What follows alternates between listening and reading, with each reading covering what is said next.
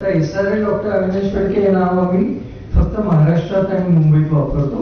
उरलेल्या देशात आम्ही SRL म्हणून नाव वापरतो. SRL या नावाखाली या ब्रँड खाली हा साधारण 30 वर्ष जुना आहे. मी प्रेसिडेंट आधी पिरामल आणि अजय पिरामल आणि मी यांचं जॉईंट व्हेंचर होतं. ती Piramal diagnostic doctor Phadke company होती आणि एक रॅनवॅक्सी लॅब म्हणून होती. यांच्या मर्जर नंतर SRL लॅब 2010 मध्ये झाली. अजय पिरामल आणि माझं जॉईंट व्हेंचर 2000 साली झालं. त्यानंतर SRL डायग्नोस्टिकच्या जवळजवळ 450 प्रयोगशाळा होत्या आणि 8000 कर्मचारी आहेत देशभर आणि पुष्कळ बाहेर देशातही लॅबोरेटरीज आहेत. आता ह्या ब्रँडला पूर्वीचे ओनर होते मलविंदर आणि शिविंदर, जे रॅनवॅक्सी कंपनीचे ओनर होते. काही कारणामुळे ही कंपनीचं हस्तांतर झालं आणि IHH म्हणून एक मल्टीनॅशनल कंपनीने 2018 मध्ये ही कंपनी विकत घेतली.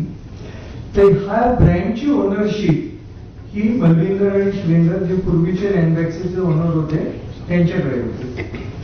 तर त्यांनी त्या पिरियडची जेव्हा लिमिट संपली त्या ब्रँडच्या ऑथरायझेशनची, तर 2023 मध्ये आम्हाला सांगितलं की तुमचा या ब्रँडवर आता क्लेम नाही, तुम्ही परत आमच्याकडनं तो परचेस करा. त्यावेळेला त्याची किंमत सांगितली 400 कोटी रुपये.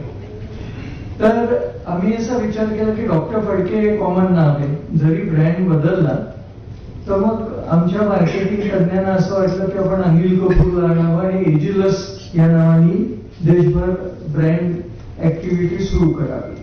म्हणून मग एजिलस नावाने तर सुरुवातीला लोकांना खूप कन्फ्युजन व्हायचं. त्यामुळे एजिलस कंपनीने SRL विकत घेतली. SRL हीच कंपनी होती, नाव नवीन एजिलस ठेवलं.